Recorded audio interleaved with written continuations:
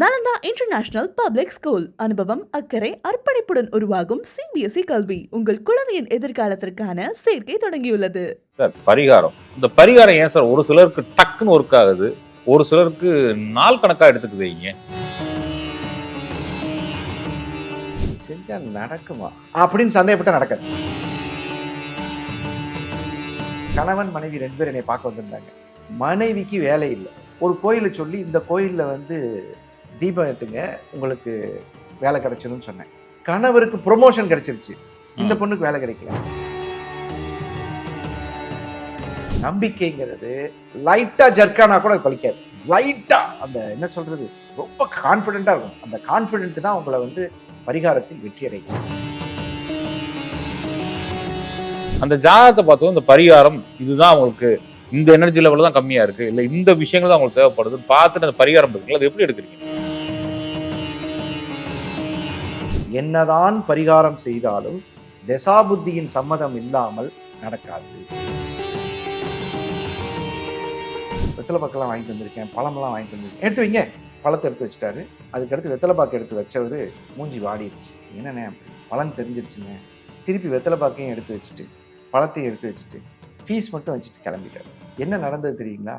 அந்த வெத்தலை இருக்கு இல்லையா?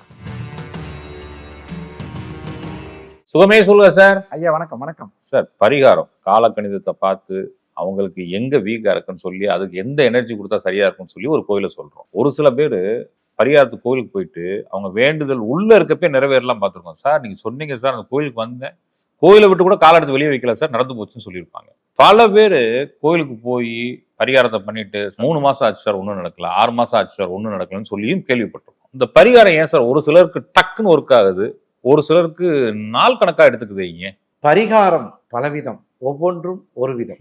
இந்த பரிகாரங்கிறது எப்படின்னு கேட்டீங்கன்னா, எல்லாருக்கும் பரிகாரம் தேவை, எல்லாருக்கும் தேவை.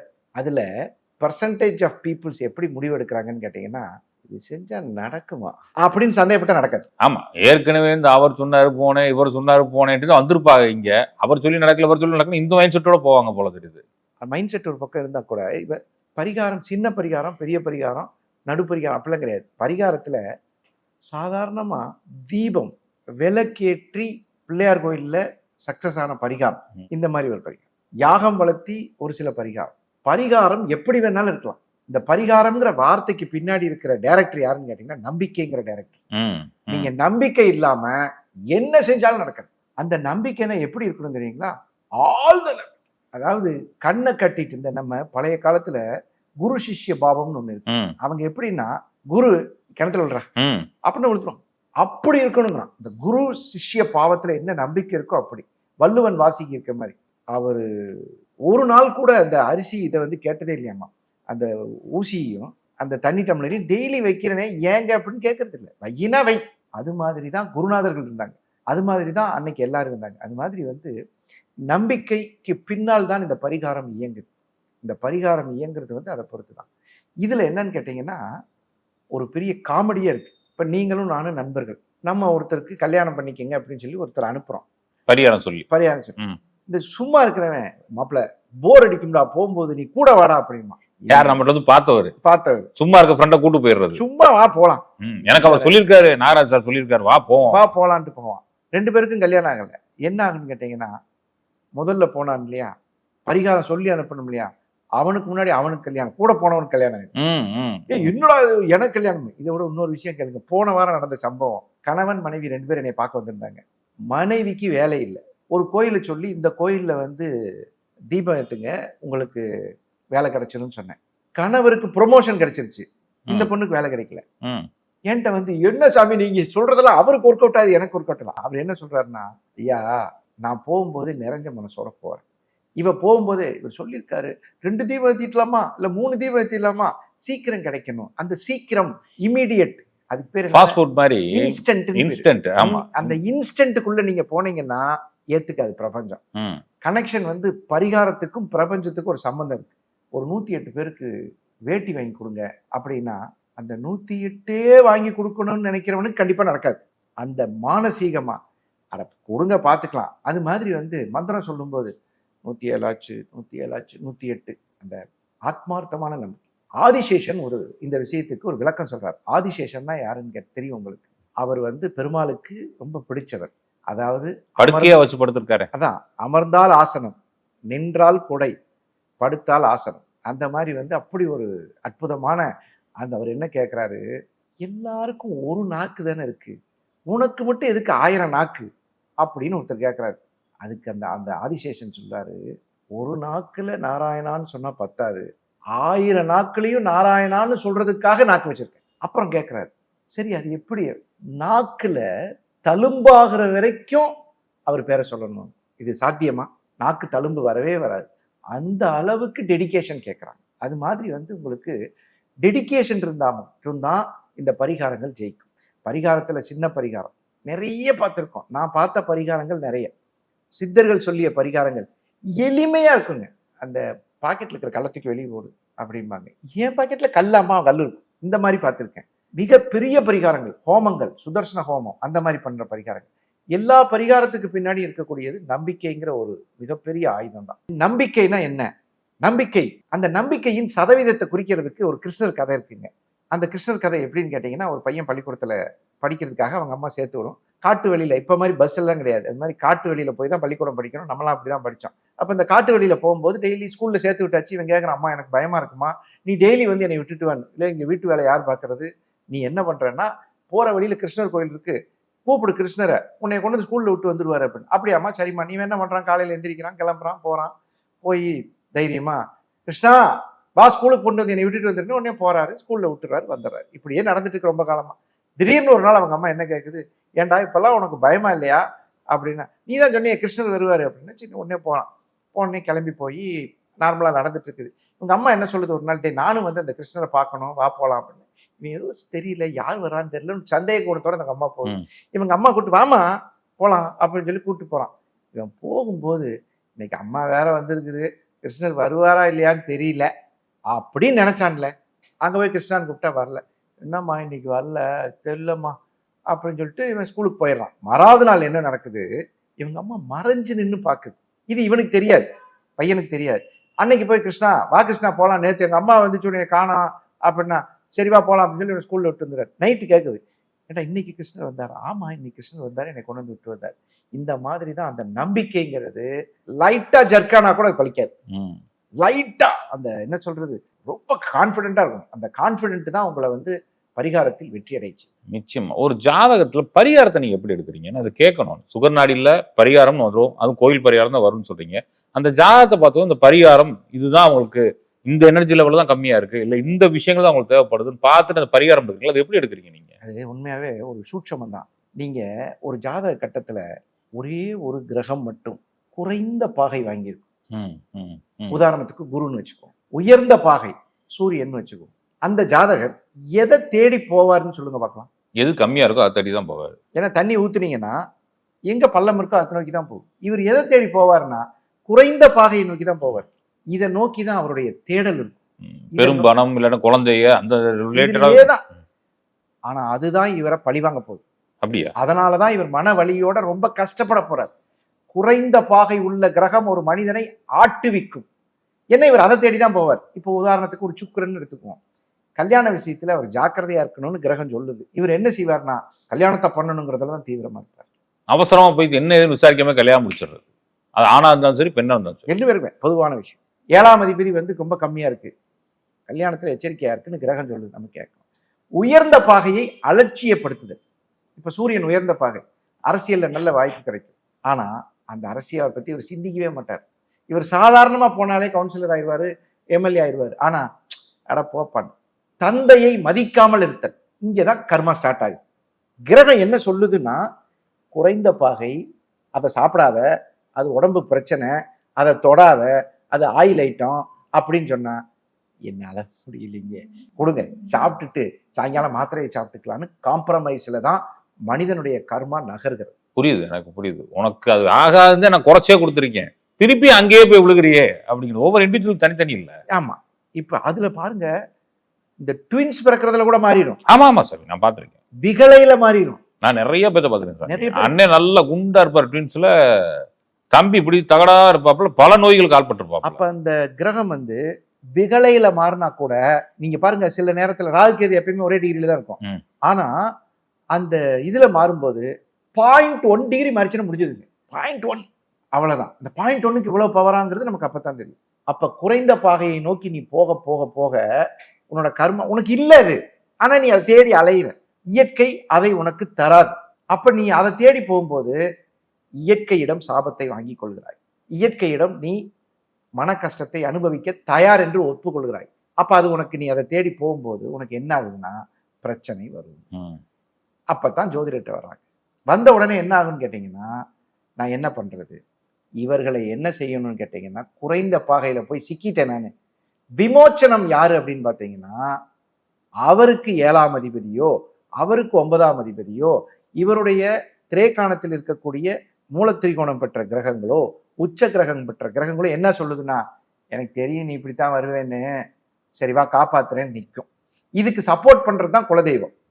இவன் இப்படித்தாங்க இப்படியே தாங்க பண்ணுவான் அப்படின்னு. அப்ப என்ன பண்றது, அப்ப சப்போர்ட் பண்ணி அந்த கிரகத்திற்கு உச்ச கிரகம், சரி விடுங்க, அந்த உச்ச கிரகம்னா பெரிய மனுஷன் தாங்க அப்படின்னு சொல்லுவாங்களா இல்லையா, அது மாதிரி அந்த பெரிய மனுஷர் என்ன பண்ணுவார்னா, அந்த கிரகத்திற்குரிய திருக்கோயிலை, அந்த கிரகம் அமர்ந்த திதி வீடு இருக்கு, அதுதான் இங்க முக்கியமான சூட்சமமே.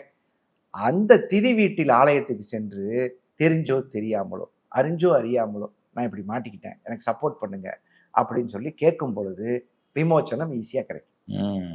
ஆனா குறைந்த பாகையை நோக்கித்தான் எல்லோரும் பயணம் செய்வார். ம். ம். ம். ம். ம். அதுல மாற்றுக்கிறதே கிடையாது.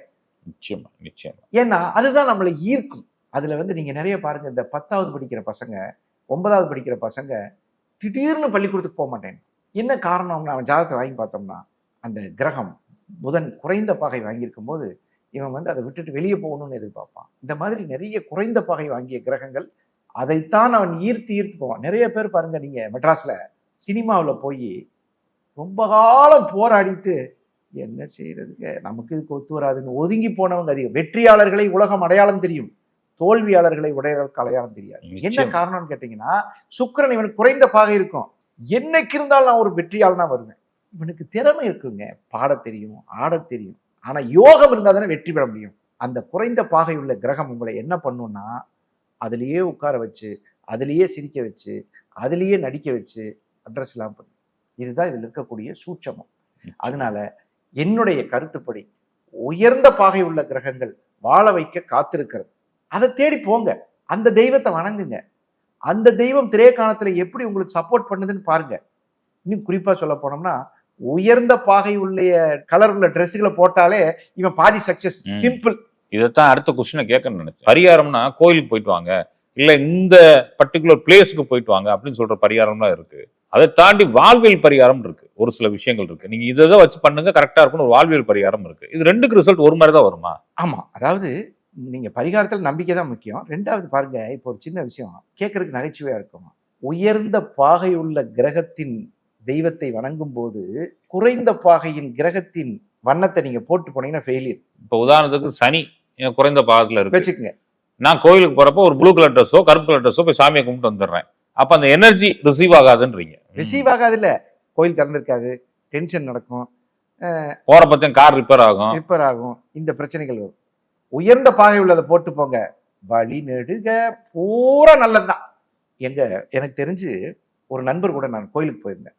அதாவது முருகர் கோயில், அதிசயமான விஷயம். நாங்க போகும்போது 12:40 என்னைய கேட்குறாங்க, வாங்க கோயிலுக்கு போகலாம். அன்னைக்கு அவங்களுக்கு பிறந்த நாள். அந்த பிறந்த நாள் அன்னைக்கு நான் கோயிலுக்கு போறேன். முருகர் கோயில். அவங்க முருக பக்தை, தீவிர முருக பக்தை.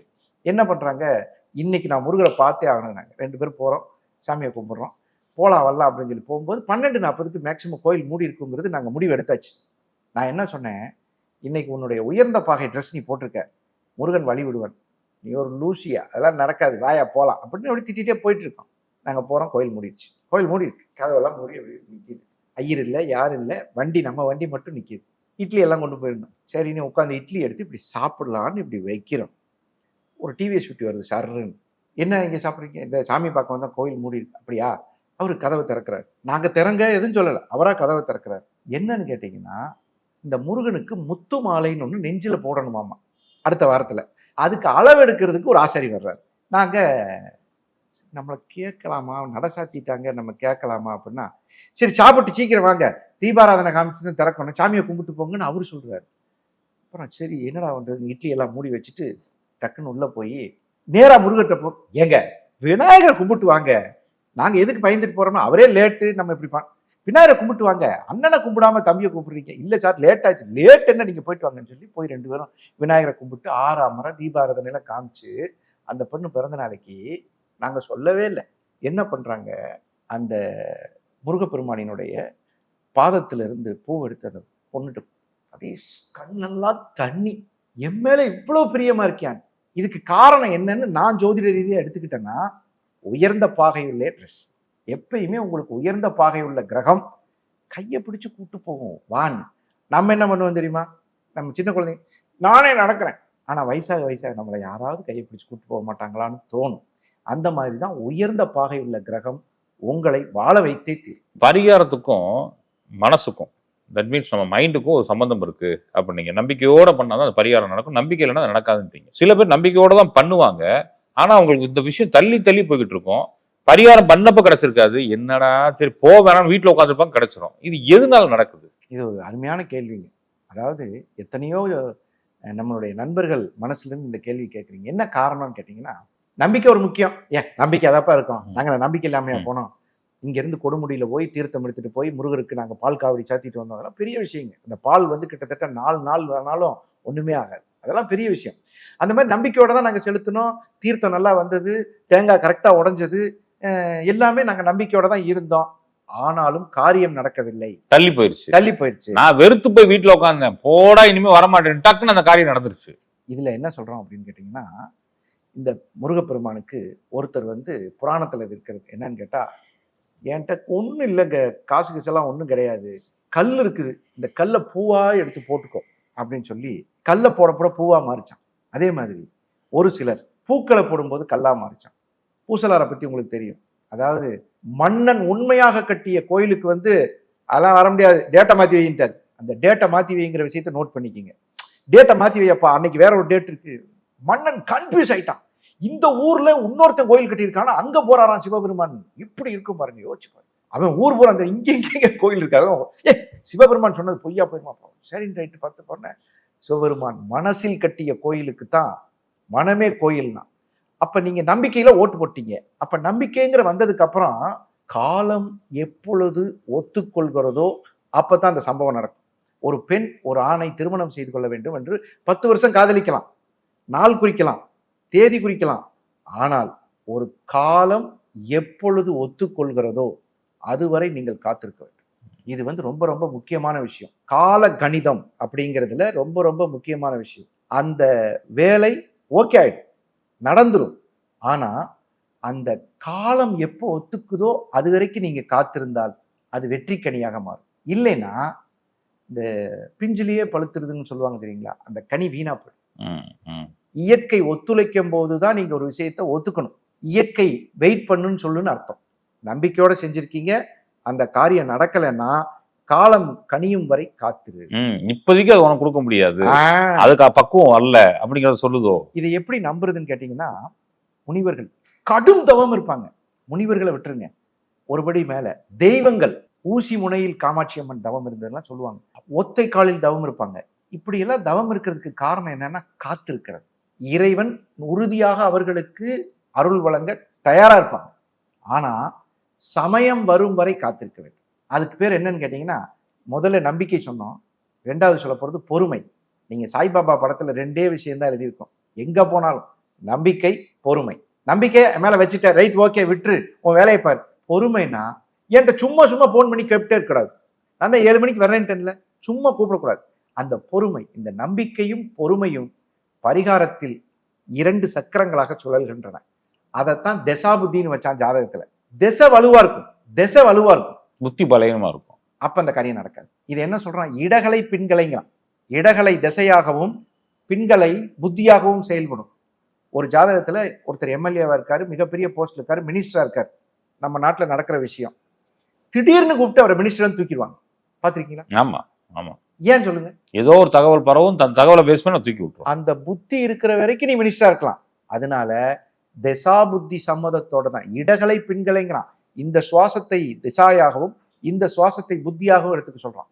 அப்ப திசாபுத்தி காலங்கள்ல ரெண்டும் சேர்ந்து வரும்போது உன்னுடைய இதுல மூணா இன்னொன்னு சேர்ந்துக்குது. நீ போய் பரிகாரம் பண்ணிட்டு வந்து இல்ல, பரிகாரம், திசா, புத்தி இது மூணும் சேரும் போது வெற்றி நிச்சயம். நிச்சயமா நீங்க பாக்குறப்ப தெரிஞ்சிருமா அந்த தசாபுத்தி முடியற வரைக்கும் இது பண்ணணும், ஆமா, அதுக்காகத்தான் அந்த பரிகாரம் கொடுத்துருக்கோம் சொல்லி அது கனெக்ட் பண்ணி சொல்லுவீங்களா? 4 வாரம் போங்க 5 வாரம் போங்கன்றதும் அதை பேஸ் பண்ணி அதை கணக்கு பேஸ் பண்ணி தான் சொல்ல போறோம். அப்புறம் அவங்களுக்கு விஷயம் இப்ப எங்கிட்ட சுகர் நாடியில வரவங்களுக்கு என்ன சொல்லிடுவேன்னா, நீ பரிகாரம் மேக்சிமம் இல்ல, பரிகாரம் செய்ய வேண்டியது இல்ல, இந்த காலகட்டத்துல நடக்கும். நான் பரிகாரம்ங்கிற வார்த்தையை எப்ப தெரியுமா திறக்கிறேன், அவங்க கேட்பாங்க. ஓப்பனா சொன்னா 32 வயசுல கல்யாணம்ப்பா கிளம்பு அப்படின்னா சில பேர் என்ன சொல்லுவாங்க, அப்பா நானும் அதான் நினைச்சேன், எனக்கு ரொம்ப சந்தோஷம், எல்லாம் செட்டில் ஆயிட்டு போயிடலான்னு போயிடுவாங்க. சில பேர் ஏக 32ல என்ன கல்யாணம் பண்ணி ஏதாவது ஒரு பரிகாரம் இருக்கான்னு கேட்பாங்க. அப்ப நான் என்ன சொல்லுவேன்னா, ஐயா 32ல தான் ஆகும், உன்னோட பூர்வ புண்ணிய கணக்கு பிரகாரம் இதுதான் கணக்கு.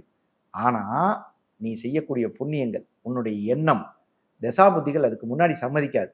இல்லைங்க நீங்க பரிகாரத்தை சொல்லுங்க, நான் போய் பார்த்துக்கிறேன், ஏன் நானாச்சு கடவுளாச்சு, நீங்க ஒன்றும் சொல்ல வேணாம், கோயிலை மட்டும் சொல்லுங்கன்னா அவங்களுக்கு சொல்லி அனுப்புறோம். அவங்க போயிட்டு வந்துட்டு இந்த காலகட்டம் வரை காத்திருக்க வேண்டும். என்னதான் பரிகாரம் செய்தாலும் தசாபுத்தியின் சம்மதம் இல்லாமல் நடக்காது. நிச்சயமா நிச்சயமா. இன்னொரு விஷயம் இதுல சொல்ல விரும்புறேன், திசையும் கெட்டு புத்தியும் கெட்டு 100% நீ செய்யும் பரிகாரம் பலிக்காது. ஒரு சில ஜாதகங்கள்ல பாத்தீங்கன்னா, இப்ப புதன் திசை நீச்சம், சுக்கிர புத்தி, சுக்கிரன் நீச்சம், இவரு அந்த காலகட்டத்தில் போய் ஒரு பரிகாரத்தை பண்றாரு.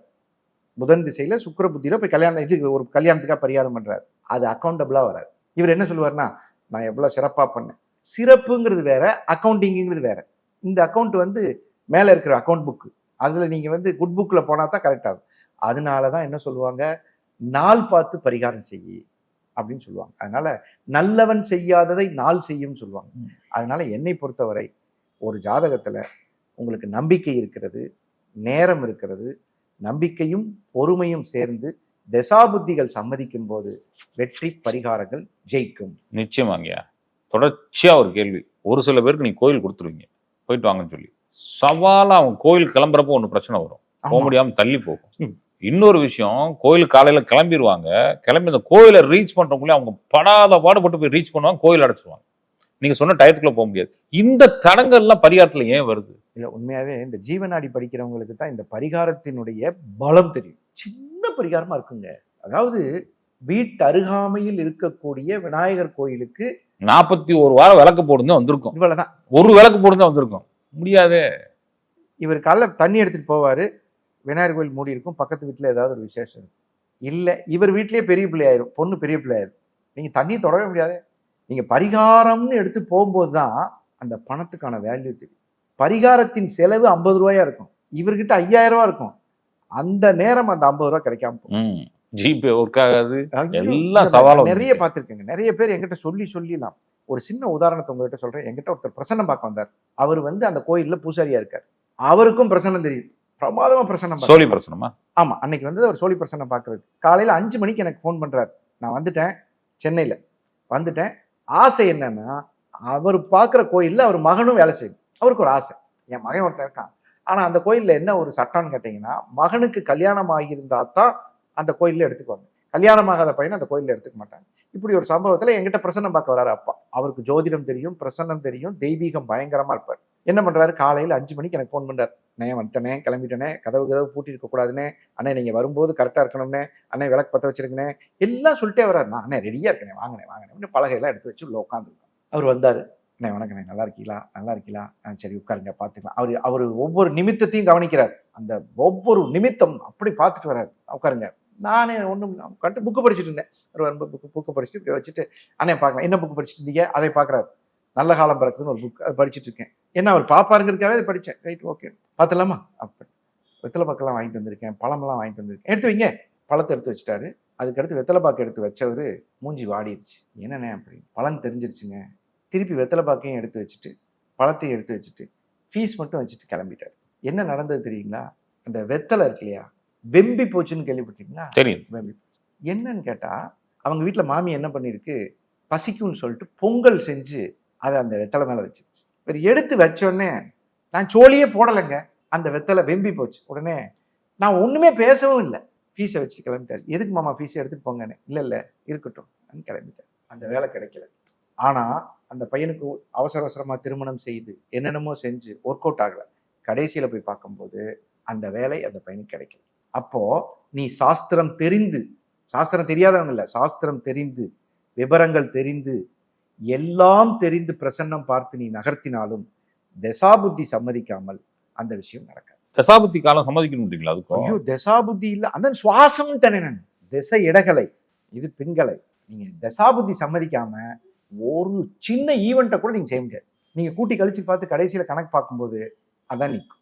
நிச்சயமா சொல்லுங்க. ஏன்னா பெய்யாத மேல நீ கொட்டும் பார்த்துங்க, போவே விடாது. அதே மாதிரி நிமித்தம், இப்பெல்லாம் நம்ம எல்லாம் பார்க்குறோம், தசாபுத்தி கணக்கெல்லாம் பார்க்குறோம், நிமித்தம் ரொம்ப கரெக்டாக இருக்கும். அந்த காலத்தில் பார்த்தீங்கன்னா ஜோதிடம் படித்தவர்களை நம்ம வீட்டில் பாப்பாவுக்கு கல்யாணம் பண்ணலான்னு நினைக்கிறேன் அப்படின்னு போய் கேட்பாங்க. உடனே அவர் என்ன பண்ணுவார், இப்படி சகுனத்தை பார்ப்பார். 2 பறவைகள் ஒன்றா பறக்கிறத பார்த்தாருன்னா அது முடிஞ்சிடும் போங்க அப்படின்றவார். இவர் என்னமோ சொன்னார், நம்ம வீட்டில் வந்துடும், வீட்டில் வந்தால் முடிஞ்சிடும். ஒத்த பறவை பறக்கிறத பார்த்தா கொஞ்சம் பொறுத்து செய்வோமே, ஒன்றும் அவசரம் இல்லையே, சகுனம் சரியில்லை அப்படிம்பாங்க. சகுனம், நிமித்தம் இதெல்லாம் பெர்ஃபெக்டாக வேலை செய்யும். என்னுடைய வாழ்க்கையில் நிறைய அந்த மாதிரி அனுபவங்கள்லாம் நிறைய வந்திருக்கு. அது நிறைய சொல்லலாம். சாமி, நம்ம எல்லாம் பேசியாச்சு. இப்போ உங்ககிட்ட பரிகாரம் பார்த்து ஜெயித்தவர்கள் கதை இருக்குல்ல, அதுல 1, 2 எங்க உறவுகள். கண்டிப்பா, உண்மையாவே என்னோட சொந்த கதையை சொல்றேன். என்னோட சொந்த கதை. நான் ஒரு முக்கியமான பிரபலமான ஒரு தொலைக்காட்சியில ஒரு 2000 திருக்கோயில்களை பத்தி நான் பேசியிருக்கேன்.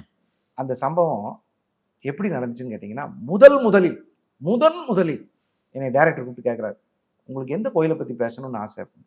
சரி, நம்ம தேவையில்லாம பேசக்கூடாது, நீங்களே சொல்லுங்களேன் அப்படிங்க.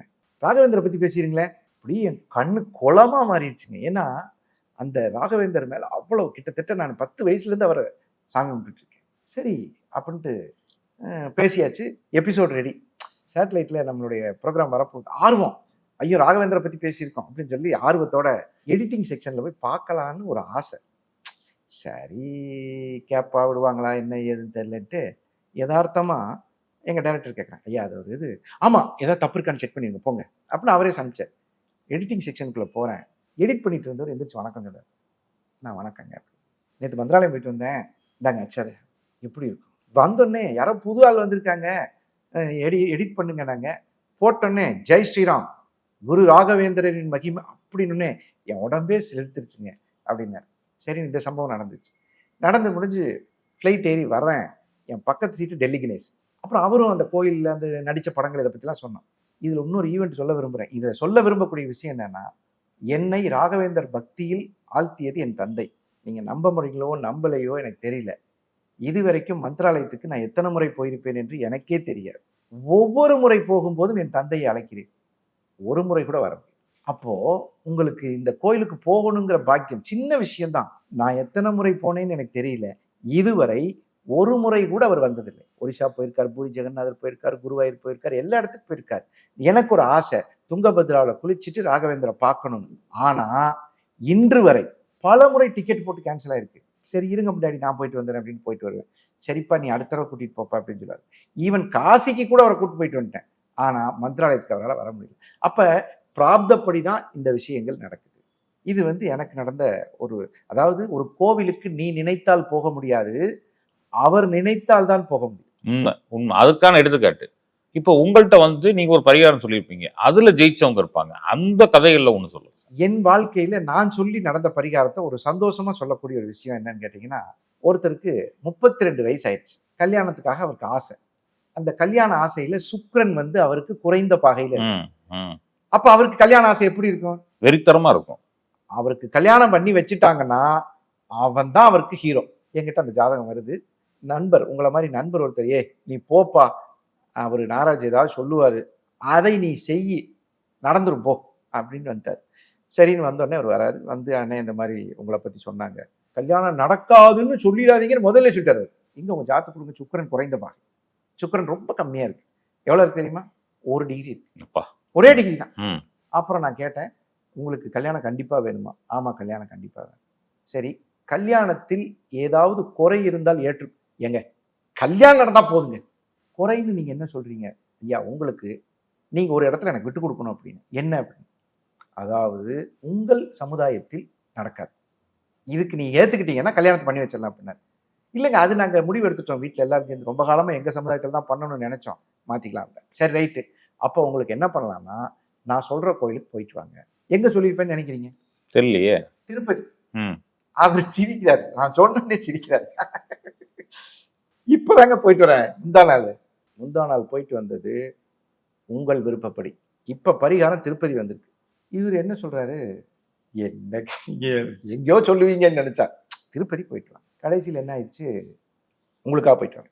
ஏன்னா என் நண்பன் சொல்லிட்டான், நீங்க சொன்னா நடக்கணும். திருப்பதி எனக்கு பிடிச்ச தெய்வம், நான் போறேன்னு சொல்லி டிக்கெட் போட்டாரு, வண்டியில் ஏறிட்டார். வண்டியில ஏறி உட்கார்ந்த உடனே இப்படி உட்காந்து யோசிச்சுட்டு இருந்துட்டார். சார் சொல்லியிருக்காரு நடக்குமா நடக்குமா, சரி இப்பதான் போயிட்டு வந்தோம், எப்படி கொஞ்சம் தூரம் போனோடனே ஒருத்தர் வந்து உட்காந்துருக்காங்க. ஏப்பா இந்த மாதிரி இதுன்னு அப்போ பேச ஆரம்பிச்சிருக்காங்க. அவங்க 2 பேரும் பேச பேச அதை இதையும் பேச 2 வருஷத்துக்கு முன்னாடி இவருக்கு பார்த்த ஒரு பொண்ணோட ரிலேட்டிவ் தான் அங்கே இருக்காங்க. நீங்கள் அங்கே வந்தீங்கல்ல அப்படி இப்படின்னு கதை கேட்க அப்படி இப்படி எல்லாம் பேசி அப்புறம்லாம் சொல்லும்போது கடைசியில் திருப்பதி போய் தரிசனம் பண்ணிட்டு வரும்போது அவர்களை திருப்பி கான்டாக்ட் பண்ணி அந்த திருமணம் நல்லபடியாக நடக்கும். அவங்க ஒரு பெரிய கேஸ் கம்பெனி வச்சுருக்காங்க. அந்த இதுல எல்லாம் வந்து பார்த்தீங்கன்னா ஈஸியாக இது. எனக்கு சென்னையில் இப்போ நான் வச்சிட்டு இருக்கிற ஆஃபீஸில் கிச்சனுக்கு தேவையான இந்த அடுப்பு, இந்த சிலிண்டரு, இதெல்லாம் வந்து 2 சிலிண்டர் கொடுத்து பணம் வாங்காமல், ஐயா நீங்கள் காலம் முழுவதும் வீட்டில் உங்கள் வீட்டில் அடுப்பெரியணும், இன்னைக்கு அவர் வீட்டில் அடுப்பெரியறதுக்கு காரணம் நான் தான் சொல்லிட்டு போனார்.